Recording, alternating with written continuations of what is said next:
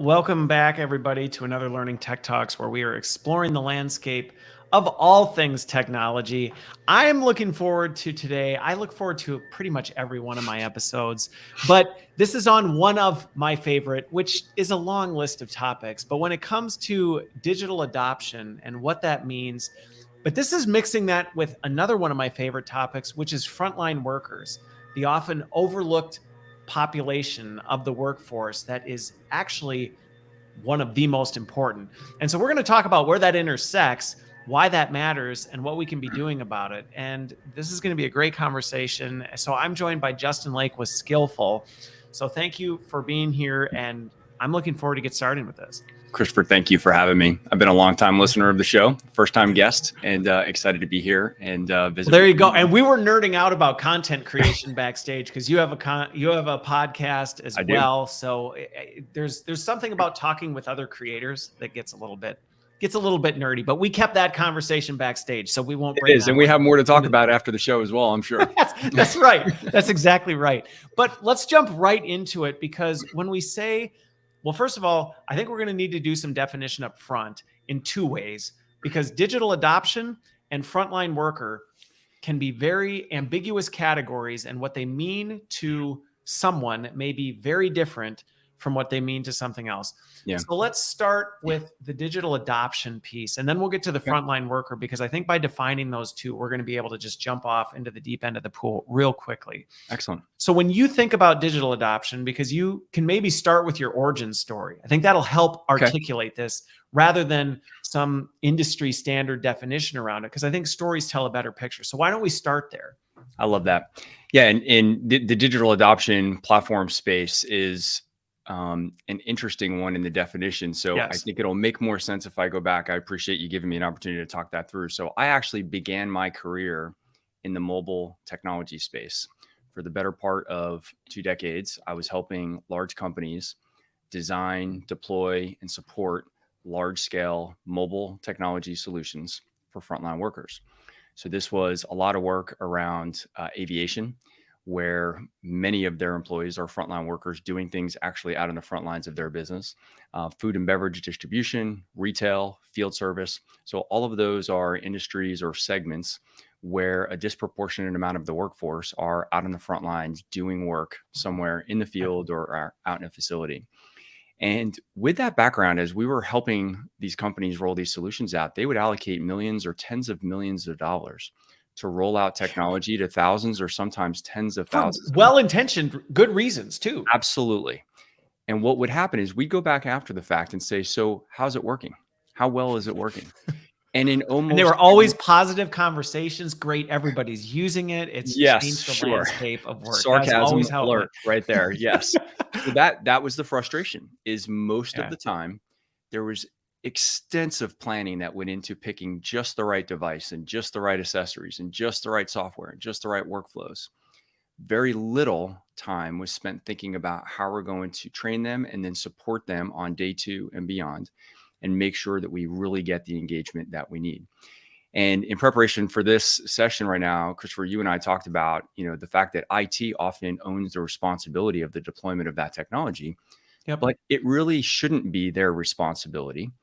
They don't have the background or experience or knowledge to worry about adoption successfully.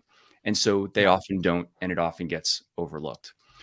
So, and I think on that, in addition to that, there's also this idea that can be perpetuated. I hear it all the time is, well, this solution, and this goes back to your point on, there's this quest for the Holy Grail to find the perfect platform to accomplish this, or build the perfect platform.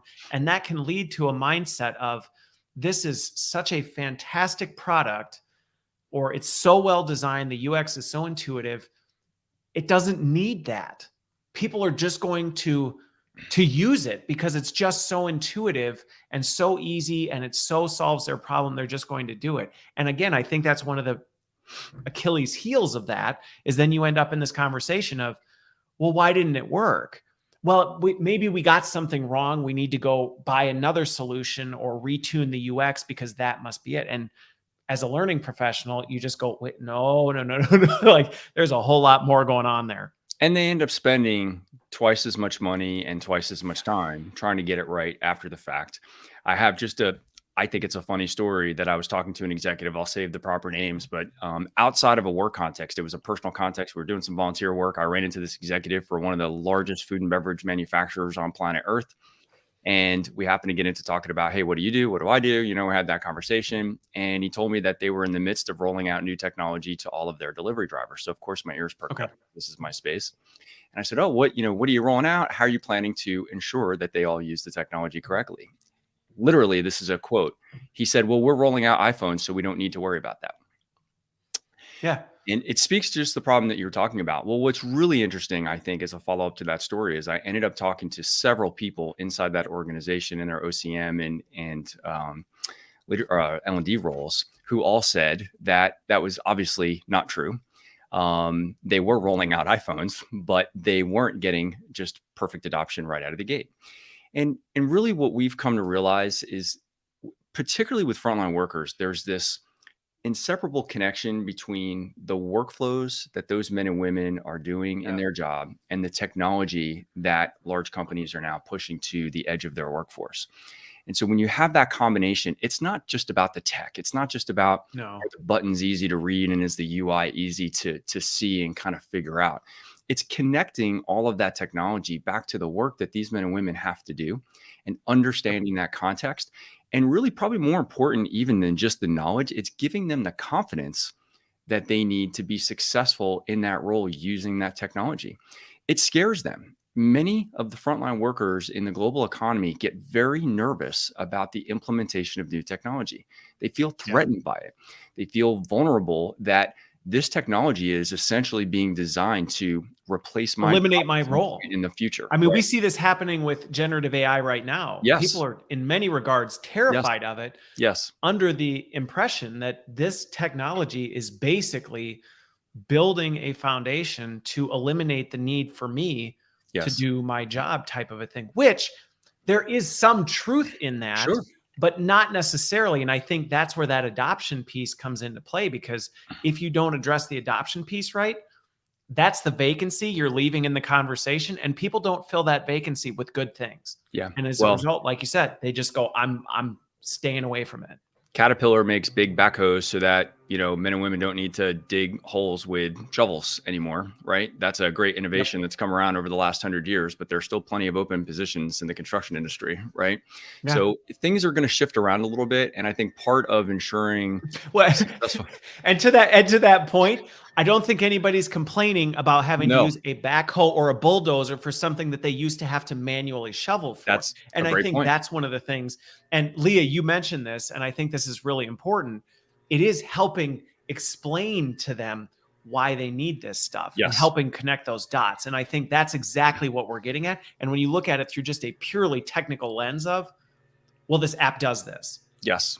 It's not drawing that contextual fiber. That's an important part. And I want to define what I think of when I think of a frontline worker. We actually used to refer to them as deskless workers in our marketing and on our podcast and things like that. But what we realized is that frontline work actually extends out even into some roles that are essentially based at a desk. So I would add contact center employees and inside sales and things like that as roles that they kind of meet the same characteristics. They are talking with your customers. They are the face of your brand to your customers. They deal with revenue in many cases. They may not actually be taking a payment, but the work that a field service employee does or a delivery driver does is triggering a revenue event. So when we go into retail, that revenue event happens at a cash register. But if I'm having something repaired, that revenue event is happening when that field service technician does that repair, replaces that equipment, or whatever the case may be. So there's a direct connection to revenue. And then the other thing is, and I've already mentioned this, but their workflows have now become inseparable with the technology that they have to use. So all of those conditions are what really to us make up a frontline worker. And those workflows are hugely important. And in fact, I witness this all the time. I mentioned to you earlier, Christopher, that I've been on a bunch of ride-alongs with field service technicians lately. And one of the complaints that I often hear when I do a ride-along in the field is that the new technology is great, but it's actually costing me more time. And that's interesting, especially when we talk about the way that many people feel vulnerable about the introduction of technology. Well, the reason that the technology was rolled out in several of these cases was not necessarily to save time for the field service technician. It was actually to grab more data from the work that they're doing in the field so that the company can deliver a better experience back to their customers, so they can have a real-time dashboard of how your equipment is performing, right? It actually might have a net increase in the amount of time that a field service technician takes to use the technology. What's funny about that, well, I'm going to let you finish because I feel like there's a couple of these that we can go down the rabbit hole that I want to, because it's an important rabbit hole. Yeah. Well, and so I think just to maybe just close the loop on that topic, it is really about the context then, right? So it's about explaining to that field service technician, listen, yes, this technology is being introduced. Yes, it's going to be a little bit uncomfortable when you first start to use it. And yes, it may in fact actually cost you a little bit of time. But now let's fill that in with an explanation to say why that's important. Because you know that 25% of the time you're having callbacks to go back to your customer for something that could have been avoided, right? Well, what can we do to eliminate those callbacks? What can we do to make sure that you have the right parts in your truck when you show up on site? All of those things that contribute to poor performance or poor customer experience can be resolved by taking 2 extra minutes to fill out this data in your application. So we have to provide the knowledge, and we have to do it in context so that they understand why they're being asked to make this change. And that will really grease the skids for better adoption across the board. Well, and where I want to go with this on the context piece, because I do want to come back to see, now I'm torn on this. Because the context is going to go deeper. So I do want to rezone back in on your broader definition of frontline worker, because I think that's an important distinction. Because when we over categorize, like you said, and we say, well, frontline, those are deskless workers, that is a very limiting segment of the market. And granted, that's still a big segment of the market. Those may be the people that are out on the front lines, doing service work. They may be, at the registers doing things like this in stores. But like you said, frontline workers, there are non-deskless workers that are also very much frontline workers. And I think about this in the healthcare field a lot, because who are the first people you interact with when you go into a hospital or when you go into this?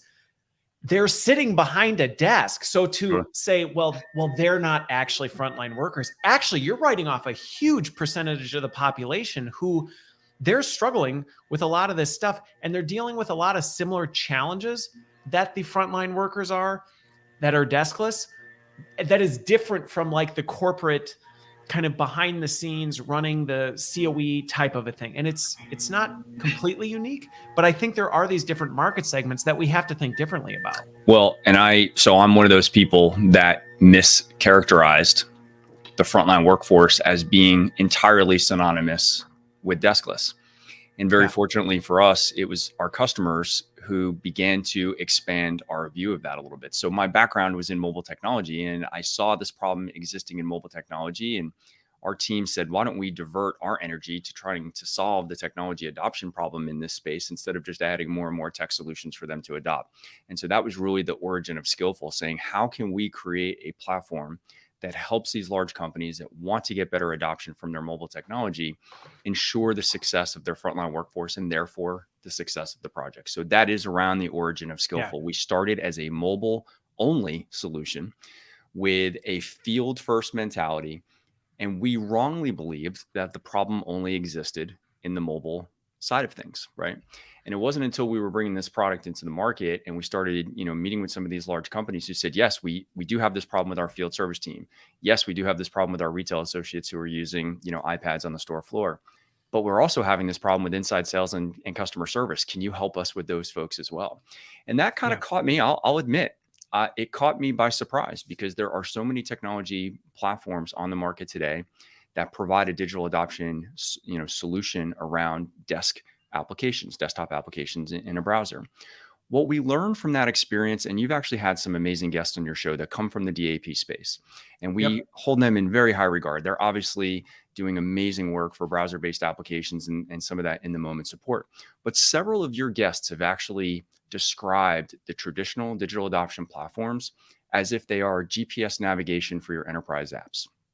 I think that's a really interesting way for them to describe it, because I think it's accurate. Number one, I think it's a good analogy for them to use to describe the value of a traditional DApp in the context of enterprise technology. Which, for anybody watching and listening who may be hearing DApp and going, I don't know what you're talking. Digital adoption platform, which is essentially the overlay technology that's sitting on top. So, and most of those players are primarily working in the browser space inside a Chrome browser, and they're providing kind of nudging support. They're just like what Apple Maps is for us when we're driving around town. It gives us a nudge, turn right, turn left to go here and go there. The way I always say that to, when we have this conversation with our customers, I ask, would you train your teenager how to drive a vehicle with Apple's turn-by-turn navigation? And the answer is no. You assume a certain level of proficiency, of knowledge with somebody operating a vehicle. Then you can use turn-by-turn navigation to guide them to where they need to go.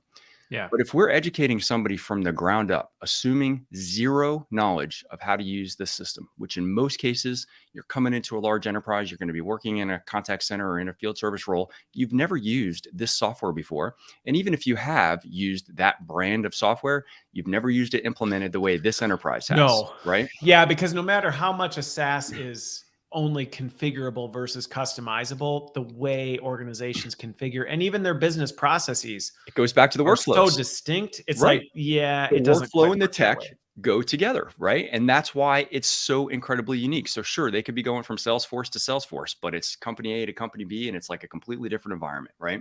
So when we approached this problem with Skyllful, we said we have to assume that the user's coming into this environment with no prior knowledge about how to use these devices and how to use the software.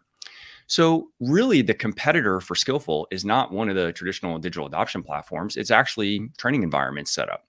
But our customers are telling us that training environments are incredibly costly. They're time consuming to maintain, and they're unstable, and they don't replicate all of the types of transactions and workflows that they need to replicate to properly train their frontline team members. And so that's really the problem that Skyllful is solving, is we're creating simulations of the enterprise software that can navigate a user from zero knowledge all the way up to a high level of proficiency and give them the competence and confidence that they need to hit the ground running when they start dealing with your customers. The part I want to expound on this, that I think it's an important clarification, because to anybody who's listening who is in the L&D, or, honestly, I have a lot of IT leaders who are part of this, and I spend a lot of my time talking to IT, CIOs, CTOs, talking about this, because they often don't have that human-centric side, and it's not their fault. It's just they're more focused on the technical requirements and how do we make sure this works. And I get it. It's like, that's why we all have to work together. We all bring different things. But I think the part that what you just described for practitioners thinking about this, that is very distinctly different when you're stepping into the digital adoption spaces, understanding what your audience is doing and how they're using this software. And a lot of times, deep, thoughtful conversations about that going into it get overlooked. And to your point, we treat things like a knowledge worker would treat it, where we go, oh, okay, when you go into Workday to put in an expense report, let's use digital adoption to help walk you through, which is a great use case, by the way, because people may not do that all the time. And they're like, I'm stuck. Like, gosh, I only do this like once a month. I forget. But that's different, because that's not part of your work. Right. That's like a task you're asking somebody to do in a system that's distinct from your work. And the reason that you need that is, yes, you want business process adoption because you want to make sure people do it right, so you don't end up with things breaking down the line. But what shifts, and I think this is where you see a big distinction in frontline workers, and I think there are some knowledge workers that play in the space as well, is when the system actually is so integrated into their work, you cannot separate the two. You cannot. And that's a different use case and a different audience, where you're going, we can't, like you said, we can't just do step-by-step guidance, because this is, we're dealing about their whole job. Their whole job is built on this. This isn't just, I'm trying to do this once and I forgot how. That's a different use case in a different application. Well, and you just about touched on something else I want to expand on a little bit. The other thing that makes these frontline workers role different is that they are doing what they're doing in front of our customers. Yeah. That's hugely different. If you and I, like we were, messing around with StreamYard, the platform we're working on right now, right? It was just you and me. We were off on the side on our browsers. We were getting set up. There was no pressure. Nobody was watching us. You and I could go through that process and make sure that we did some troubleshooting. And had we had any difficulties, we could have done a quick search online and nobody would have known the difference and nobody would have been impacted. I was out with a truck driver for a food and beverage distribution company one day, and he said, I was asking him about his comfort level with the technology, and he immediately had a stressful, anxious response to this conversation. And I said, well, why does that make you feel so anxious? And he said, well, nobody here understands, pointing back to the building. He said, nobody here understands that when I'm having a problem with this dumb device and app, I'm standing in front of the customer. Right. And this is making me look stupid. Yes. And Christopher, this is a phrase I will never forget. He said, I feel like I'm standing on an island by myself. So think about that. Think about, first of all, the self-awareness that this truck driver, delivery driver, is expressing to some guy that he'd now known for 5 minutes at this point. But he needed to get this off his chest. He's like, guys, this is frustrating for us. We're out there. It's embarrassing. It is hugely embarrassing. So they've got a manager of the store, of Walmart or of Kroger, saying, hey, you were supposed to deliver this last week and we didn't get it last week. It didn't show up on the truck. And the guy's fumbling around with his software to make sure that he can fix that transaction so that when he shows up 3 days from now with the next delivery, he's got it right. But he's not doing that in isolation like you and I were before this session. He's doing that standing in a retail store in front of their customers, in front of his customer. And that's a pretty stressful experience for him. So we have to look, all of us that are building technology solutions and deploying them out to the edge of the workforce, we have to make sure that we're giving them the skills that they need and the confidence that they need so that when they're standing there in those situations, they have the knowledge that they need to resolve it and they have access to resources that will give them the answers that they need when they need it. And this, I'm so glad we went the direction we did, because this just has perfectly set this up, which Leah, thanks for the comment on this. This is such an important point, because this is what happens when we don't, and again, whether it's a physical ride along or whether it's actually taking the time to engage with and talk to your people and understand, help me understand what it's really like to go through things with you. It's why for years I do virtual coffees with employees across the organization to just have those conversations you had. Like, help me understand what's going on. Put me in that space. Help me realize this. And again, we try sometimes to process optimize and digitally transform our way out of problems. But at the end of the day, we're dealing with people. There's a person on the other side of this, and they're dealing with all the things you just described. Shame, identity, they don't want to look dumb. Like all of this stuff is going into it. And so we can quickly go, well, see, the app didn't work. And it's like, or maybe we need to consider the context of where this app is being used and how it's being used and why it may just be easier for them to go, I'm not going to do this because I would rather give a great customer experience than fumble around with something I don't understand. Well, and a great example, so first of all, Leah, I love your comment. I love the mention of undercover boss. I love getting out into the field. I refer to them as my field trips. It is the best time for me to go out and see how the men and women on the front lines are actually doing their job and the challenges that they face. And it informs us at Skyllful, and we try to bring that data back to our customers to help them understand. Because sometimes if I do a day or two ride along with some of their field techs or go out with a delivery driver, I may have seen more of the action in the field than some of the people at their own corporate office, which is a shame, number one. But number two, it does give me some great insights about what's actually happening out there. An example of this, and it kind of is what you were just talking about, Christopher, is I was out with a field service technician just a couple of weeks ago, and they have literally 6 to 8 applications that these field service technicians are supposed to be using when they're out on site with a customer, and they're checking different measurements, they're recording different things, and all of that is supposed to be entered into an application that then goes back and populates the dashboard for the customer that I was talking about before. Well, what was interesting is I went on this ride along, and on our first visit, I noticed he pulled out his notepad, laid it on the drum of chemicals that he was working alongside, and started recording all of the measurements manually. And I asked him why he was doing that. And he said, well, the app is difficult for this and the app is difficult for that. And he went through a whole laundry list of reasons why he was essentially working around the technology and its intended use. He was reverting back to manual processes that actually take more time, introduce potential error and all of that other stuff. And then later, after that service call, we went and sat at a coffee shop where then he tried to transfer all of the numbers over from the written notes into the application. That kind of stuff you don't know unless you've actually been out in the field. Because guess what? The data eventually made it in the software. So if you're sitting back at the corporate office and you're looking at the dashboard, you say, okay, well, there are numbers data made in it. those fields. Great. The data made it into the back, right? We fed the beast and we got the data in there. Number one, it wasn't timely because that data was entered hours after the actual numbers were taken. Was the error correction that you have in those fields that make sure that the number's supposed to be between this number and that number, that error correction was defeated because he'd written it down on paper now. And if he'd taken the wrong reading off of a gauge, he didn't have the technology to say, hey, that looks like it's out of range. Can you double check that? So we've lost that capability because it was all handwritten. So I could go on and on. You would never know that unless you actually had been out in the field. So to anybody serving the men and women on the front lines with their technology, you have to get out there and see a day in the life. We've always said you can't build mobile technology solutions from a conference room. I've been saying that for probably 10 years. I'm going to say it for 10 more, because unless you go out in the field and understand the tools that they're using, the environmental conditions that they're standing in. I took a picture from that day that I was just describing about of my shoes that were standing in an inch of water. So I'm literally in the basement of this building right next to this field service technician, and we're standing in an inch of water. I guarantee very few people in that company's headquarters have ever had to do their job standing in an inch of murky water, but that's what this technician was doing. And this is what he does every day.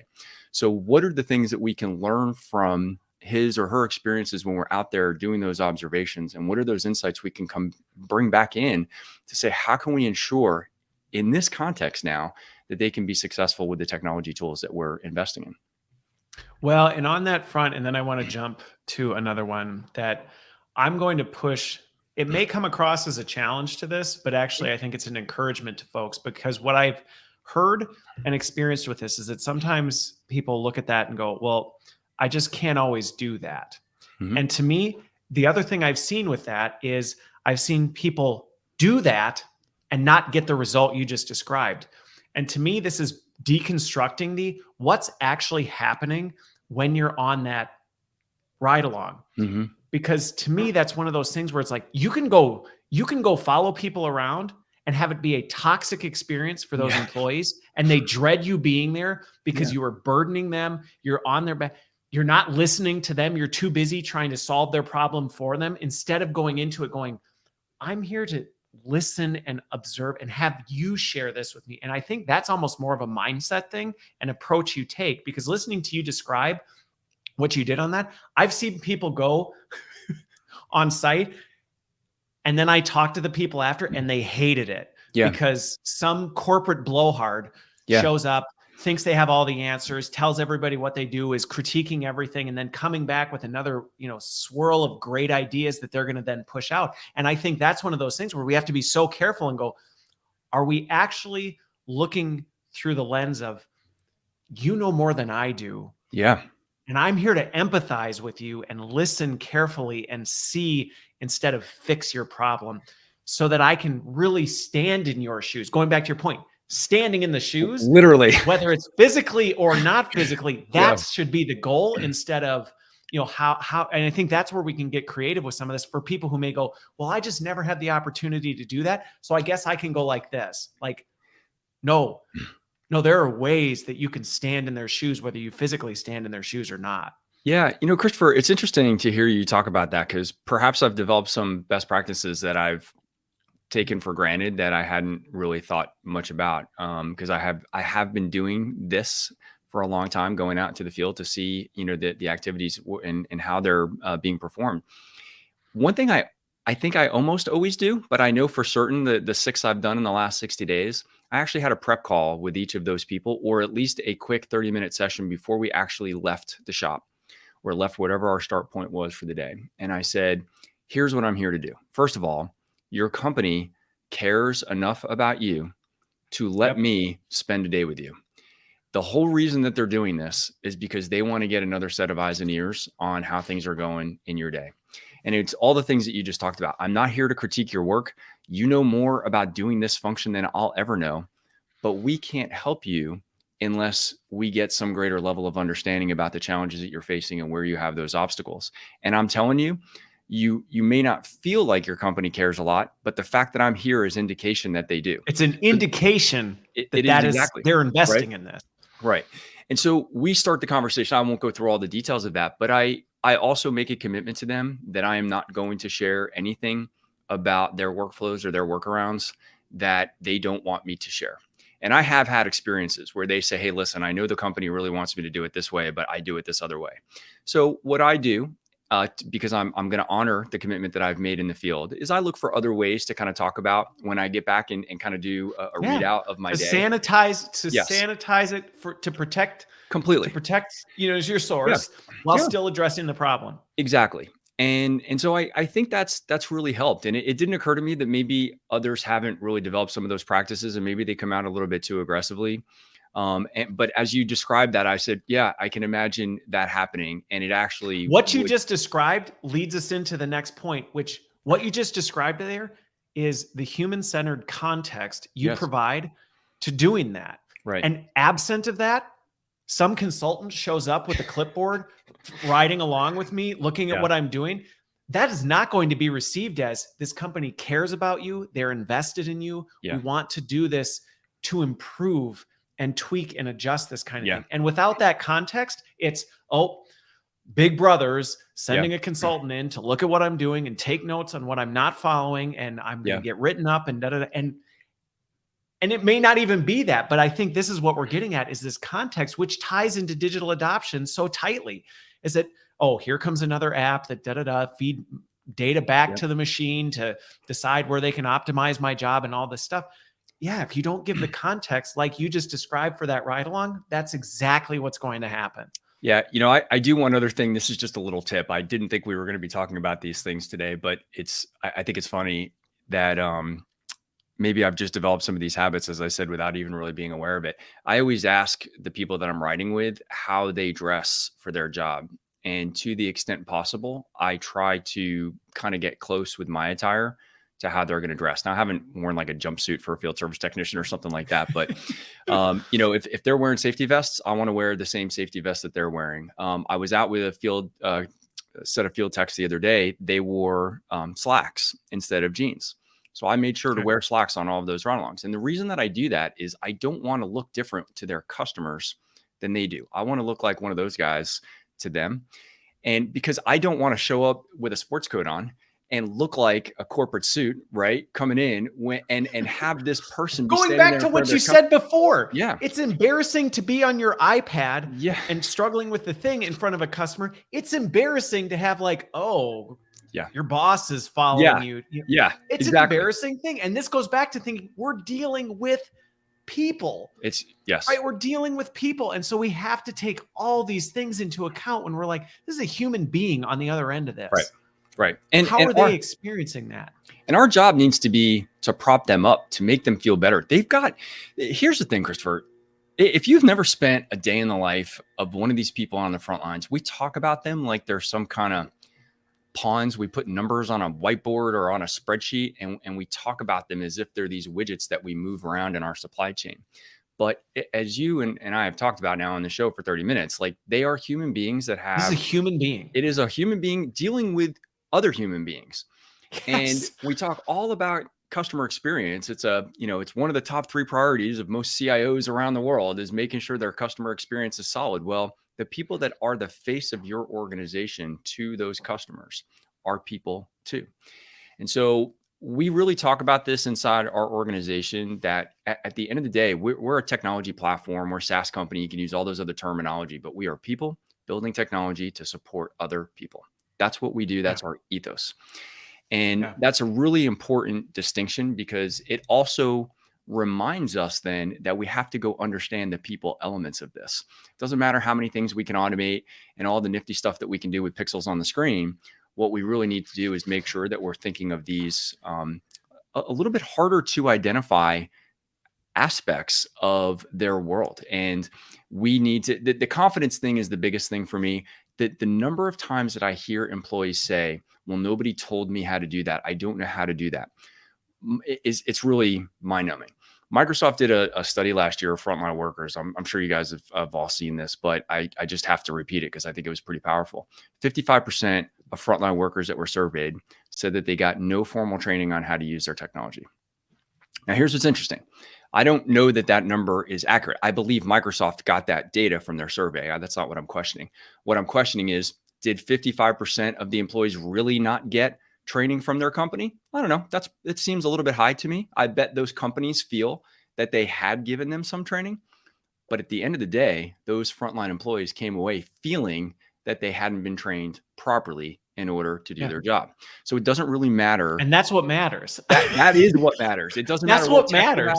Doesn't matter how many PowerPoints you created. Doesn't matter how many e-learning courses you created. If the employee that you're expecting to be successful in their role comes away feeling less competent than they need to, and therefore less confident than they need to be, they're the ones standing in front of your customers, and they feel like they're standing on an island. So how can we resolve that? Well, and as we talk about this, and I think this again goes back to we're starting to unpack some of the philosophical complexity of human existence, which makes sense. And can you extend the live stream? We're going to need a couple of hours. Yeah, right.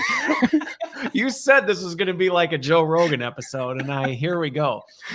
But I mean, really, as you start unpacking this, and it's an important conversation to have, and it's only going to get more important as things like generative AI and other things just continue stepping on the main stage, because the existential crisis of people going, do I still matter? Mm-hmm. At a time when many people in an organization already feel like their organization doesn't think they do. And that's exactly what you're getting at with frontline workers when we talk about them like pawns. And they're just these, it's like, there's a human being deserving of dignity, and they are a valuable asset to your organization, and they matter a lot. And your organization doesn't move forward.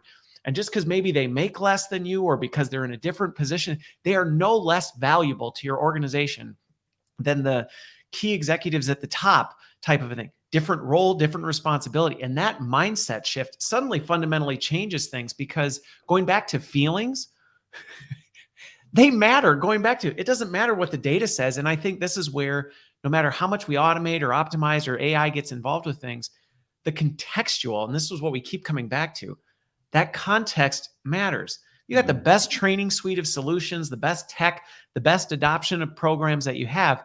Yet at the end of the day, the way people feel on the end of that is, you don't really care about me. You're just trying to do this to squeeze another ounce of, blood out of the rock so that you can feed somebody else, type of a thing. That the CEO can get another big bonus and more stocks. So that he can get another big bonus and tell me, sorry, there's nothing we can do for you. If you don't like it here, go work somewhere else. You're not going to see that. And I think that's where it's this intersection of human and tech, and getting that right makes it, night and day difference. Yeah. There's another big element of this that what you just described, Christopher, is making me think about one of the things that I think is very different between traditional knowledge worker development versus those folks on the front lines, and that is time. If you or I have a new CRM solution that we had to use as part of our job, or new accounting software, we are afforded the time that we need to learn how to use that technology. And if we stop doing our job for a day or two so that we can go sit in a classroom for 2 days to get caught up, on the new technology, that's an appropriate use of our time, and it's an appropriate way to deliver that content to us in many cases. And our customers aren't going to not get their deliveries because you and I were sitting in a classroom for the day. Right. But frontline workers, it's a completely different realm. They don't have the time that the rest of us have, because if they're supposed to do 10 deliveries a day, guess what? When you're rolling out new technology, they still need to do 10 deliveries a day. And if they're a field service employee and they're expected to close 5 service orders a day, they're still expected to close those 5 service orders a day, because new technology or not, doesn't matter. So think about that. Let's say for a minute that they can get over the vulnerability to the potential for automation and some of that stuff. I think the next thing on the list of priorities that causes them stress and frustration, and therefore poor adoption of your technology, is the allocation of time. Yep. We have to find 100%. Ways to build the content, of course, we do this at Skyllful, but whether you're using Skyllful or not, you have to bring this process into timeframes that make sense in their environment. So you can make content available to them, but if they think that it's going to take them 15 or 30 minutes to go find the right answer, I will tell you what I witnessed over the last 60 days. They just pick up the phone or they text one of their buddies in the organization and they say, hey, how do I do this thing? They're not going to go look at your content because they don't want to have to go sift through a 30-minute e-learning course to go find the answer to a question.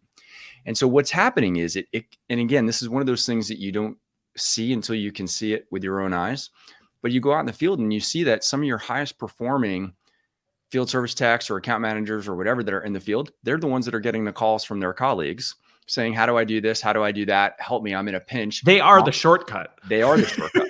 I'm standing on an island. I'm standing in front of a customer. I don't remember how to close out this work order. I literally witnessed these calls happening. Employees are FaceTiming one another and sharing their screen so that they can figure out how to do something on the application. And that is a black hole of time for everyone involved. The employee with the problem is not productive at that moment. The employee's now dragging somebody else down with them because they need help and they can't get their inefficient is becoming someone else's inefficiency. They're both standing in front of your customers. So we've already said, hey, this is the face of your brand to your customer base. So you've got two employees that are standing face to face with your customer, and they're both doing something that has nothing to do with serving that customer. They're using your clunky enterprise technology. They're both frustrated. They're probably both saying things that you wish they weren't saying in front of the customer, all because they don't know how to use that. I know exactly what you're talking about, right? Like I deal with folks like this. I mean, I love engaging with even people who come deliver packages to my house for this very reason. Because you see it. I go sit and talk to the cable guy as he's installing cable. And I know exactly what you're talking about because they're like, yeah, this stupid, blah, blah, blah. And all these things you are like, they're saying this to the customer. And it's like, you don't get around that by yelling at them because it's like, they're right. It's just coming out. Yeah. Let me give you a great story. Actually, in our office, we had signed up for a new coffee delivery service. This is brilliant. I love this when it happens because of course they're walking into the Skyllful office. And so, yes, I'm going to do exactly what you just said, which is I'm going to inquire. I'm not going to interrogate, but I am going to inquire about their use of technology and things like that. And so this first time delivery came to our office and said, hey, I'm here to deliver, set up your coffee maker and bring you all the supplies that I'm supposed to give you. And he said, can you tell me what I'm supposed to deliver? Which flavors did you want? And I said, well, that's strange because I went through an entire process with the sales team to decide what flavors we were going to get. And we polled the employees and we got, all this information. And he's standing there with a tablet. He had an iPad mini in his hand. I said, surely that information's in that tablet. He goes, oh no, they don't give us what's in the order in the tablet. And I said, respectfully, that's nearly impossible because like the first thing in delivery software would be to tell you what you need to do the delivery. So I contacted the CEO of the company after. I didn't give that guy a hard time. He was just doing his job. He's just doing his job. Yeah. I went back and I pulled up the email that had my email receipt. And I said, here's the things I need. French vanilla for me, because that's my favorite. And then whatever everybody else wanted, right? And he got the order delivered. Okay. So the job got done. The delivery got closed. I went back and I did contact the CEO of that company. And I said, listen, I don't know exactly what software you have. I wasn't involved, obviously, in the project, but I suspect that one of your top criteria on your list of software selection was being able to tell your delivery guys. I guess it made the requirements list. I'm pretty sure that was on the list. He said, well, of course that was on the list. And I said, well, how did you train them? And he said, well, we bring them into a classroom and we take them out of the field for half a day and we give them this whole data dump and then we send them out in the field. And I said, well, that's not working, right? Because this guy needed me to do something that he was supposed to know how to do. Your software, should have known how to do. So he's invested all this money in this technology and the people, and he's taken somebody out of the field for half a day, and then it didn't work. That's the problem. That's the kind of problems that we're solving for. We have to be able to give them the education that they need in small snippets. We have to use a micro-learning approach to this. And somebody who's now actually on the board of Skyllful gave me an expression. This may be familiar to all of you, but he was the first one that had said it to me. He talked about this concept of minimum viable proficiency. And I think that really, it resonated with me because I think in this workforce, in their time-constrained work life, we have to say, okay, we're rolling out new technology, or we're rolling out a big enhancement to this tech, or we've got some new features that we're rolling out.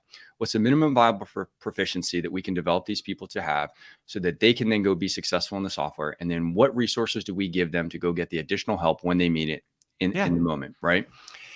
And in the flow of their work. And that's really what the Skyllful platform is all about. It's what we believe and what we're trying to enable. And again, whether you're using Skyllful or whether you've come up with other, tool sets to deliver, that's where what you're saying is so important for practitioners to hear on this, because this is one of the biggest things that even if you have, let's say, Skyllful and the tech is capable of doing it, it's in our hands in many cases what ends up happening with that. And I've seen organizations have the best platforms, but then it gets in the mindset of somebody who's like, well, the MVP, right, but different than the product. Yes. This is something that I think when we think about learning from an education standpoint, we miss, because it's like, well, what is all the stuff that people might need to know? And let's just build their knowledge base. And it's like, that's great if you're going back to grad school and studying philosophy and you have time to just ruminate and think deeply about this stuff. When you're asking somebody, what kind of coffee am I supposed to get you? And where do I find that information so I don't look stupid as I deliver this to somebody and go, what did you want me to give you? I went through 89 steps to get this to you. That is a different arena. And saying, what do they actually need to be able to do that? Well, we'll make the other resources available. We'll put it there so that people can over time build this up, but we're not going to try and eat the whole elephant at once. That's right. That's something we as practitioners have to do. And this goes back to what we said from the very beginning. Why does L&D play such a critical role in system and digital adoption? And it drives me bonkers when I see IT go, well, we don't deal with training. And I see L&D go, well, we don't deal with systems. Yeah. Because you're left with this mess we've been talking about for almost an hour, just goes unsolved, and it destroys customer experience, employee experience. I mean, the whole thing just collapses in on itself. I think some of the traditional L&D practices also, it's kind of tied to this concept of minimum viable proficiency. I know that is counter to a lot of what we would traditionally approach to say, here are all the things that are going to need to be successful, big picture, long term, right? Well, and to be fair, a lot of times stakeholders, that's what they're pushing. Yes. Well, here's everything we need. And it's our job to stand in between that. 100%. Here's something that's really interesting that we found, and we have data to support this now. Lessons inside the Skyllful platform that have more than 14 steps have an exponentially higher failure rate on knowledge checks. Sounds good. That sounds about right. This is real data, right? And we've had, I'd say, I'm going to say debates, but it's really in some cases outright arguments with stakeholders on the customer side, where a SME said, no, you don't understand. This process really takes 50 steps out in the field, so we have to teach them all 50 steps. Okay, that may be true. They may need to know all 50 steps to do this function. We talked about the workflows and the technology, being inseparable, and I agree with that. That doesn't mean that that's how we have to deliver the knowledge to them. And oftentimes when you really inspect, if you go out and do a ride along with these guys and you really inspect what that workflow is, it's actually a bunch of smaller workflows that have been stitched together to complete a full process inside of your customer. So if you think about how we deliver that, if we all accept that building their competence and confidence is of critical importance to the success for them and of the program, then how can we actually build their confidence? Is that going to be by giving them 50 and 60 step processes that are going to overwhelm them and cause them to be stressed? We scaffold it. We actually sabotage the process by trying to give them too much information. So if we can break that down into smaller chunks, deliver it to them in a meaningful, small approach that they can absorb into their day. The other value of that, which I think may be more important than building the initial knowledge for them, is that when they want to go back and use that resource for reference purposes, they can go back and find that little snippet. I don't want to go sit through a 15-minute lesson about how to process work orders or how to serve a customers with their rate plan change. I want to be able to go to that thing, that one thing. I just need a reminder on that piece. Let me go back through that. Also, we haven't talked a lot about this, but I know there's a bunch of learning and development folks on here, maybe people that build content. The smaller chunks that we can break that content down into, when we have changes in the software, which happens endlessly, we have to change less. We have to maintain I know. less Oh, I in the know. content. I know. It makes a huge difference. It's huge. And it goes back to deconstructing. And I think that's one of the things where sometimes there's just such a rush to do a thing that we don't take the time to go, yes, but doing it well may take a few more steps on the front end, but it pays dividends. It pays dividends on the end. The other thing that I was just going to say, Leah, thank you so much for all your comments on this, because you're adding some really, really thoughtful ones on this and valuable. This is what gets me excited about what these technologies can do, because everything we're talking about, if you're still operating under, 5, sometimes even 6-month-old intel on what's possible in the space, it can feel like an impossible task. Yep. It can feel like there's just no way that we can do this. Well, there's only so many hours in the day, and some of this stuff just has to happen. But it doesn't. And I think getting to your point on this is that when we think about the fact, Leah, that you're spot on. These are human beings, going back to what we've said before. These are human beings. They have children. They have families. They have friends and social lives outside of this stuff. When we just continually burden them, well-intentioned, of, hey, I've got this new thing I need you to do. I know you got a million other things to do, but I have this other thing I need you to do on top of it. So just, can you find a way to squeeze that into your day? We are squeezing the life out of people. And you can be put in this paradox where you go, well, so what, do we just not do anything? And the answer is no. You look to innovations like this that optimize and streamline this. And this is why I get so excited about technology. People think I just love tech for tech. No. I'm like, no, this is actually bringing out a better capability in people and human beings by streamlining this stuff. So it's like, look, I'm not going to ask you to not go to your kid's soccer game because you've got to learn how to use this new tool. Actually, we've optimized this to fit into your flow so seamlessly. You don't have to feel stupid, and we actually can help you with this right away. And you actually get time back if you actually use this well. Here's a neat anecdote that I think you'll appreciate. So our platform on the mobile side, we have the ability to track location where the content's being consumed, because it's on a mobile device and they're already tracking the location of the device for, routing and stuff like that. So we pull that data into the platform, and our customers can then look at where the content's being consumed. So we helped one of our delivery customers actually input all of their locations and put a geofence around that location, a quarter mile around that, location, whatever the case may be, so that we could discern how much content was consumed while that employee was actually on site versus that which was consumed when they were away. And in most cases, when they're away, that means that they are pulled up at a customer. So if you're a delivery organization, especially delivering into retail, you may pull up and you've got the red branded truck and the blue branded truck is in front of you at the dock. And so you have to wait for the blue branded truck to get out of your way so that you can back up your red branded truck and do your delivery. So you have 20 minutes of unscheduled downtime sitting behind that grocery store. What we found is we were seeing tens of thousands across this workforce. We were seeing tens of thousands of lessons being consumed by this workforce when they were offsite. So they were turning that downtime into something productive. There were also, when we went back and looked at the analysis of what lessons they were going through, there were some critical things. There were some goofy things that a direct store delivery driver has to deal with that may not happen all the time. So they have certain functions that they only have to do with certain clients. Well, there were lessons in their curriculum for that purpose.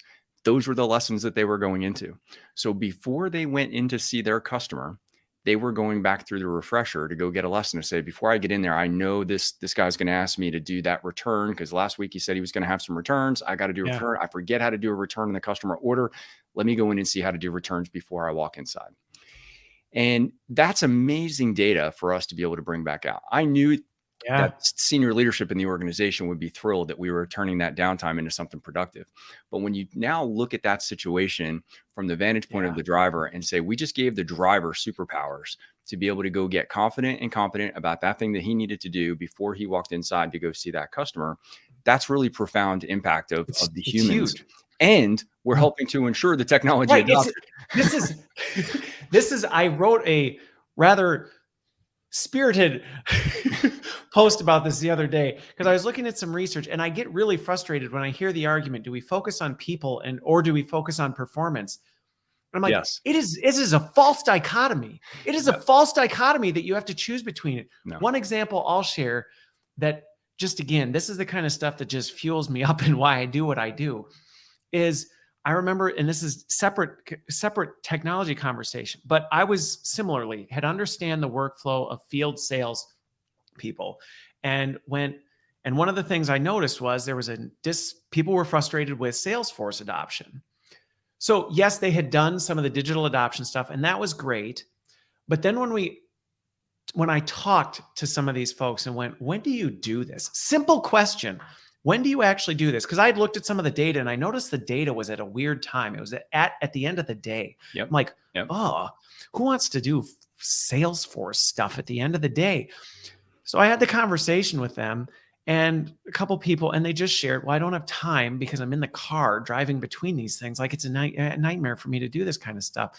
And so this was some of my early days. This was years ago, playing with conversational AI, where we had integrated Siri, wasn't Siri, but we had a bot that when they got done with a customer call, as they were driving, it would ask questions and they would just talk and it would put all their notes in Salesforce. And I remember talking to someone after, and they got emotional because they talked about the fact they never got to eat dinner with their kids because they would come home, sit in their office and sit on their stupid computer and fill this stuff in. And it's not that they didn't want to give the information. They just felt burdened by like, oh, I got to do this. And if I don't, I'm going to get fired and all this stuff. And they got so emotional when we rolled this out and we said, we did this for you. Like, we want to give you that time back. And watching the impact that technology can have in optimizing this stuff. And that's exactly what we're talking about. Like, that's why it matters. Yes.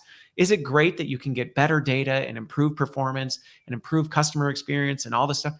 Yes. But at the same time, you genuinely can have a massive positive impact on the well-being and mental health of employees if you get this stuff right.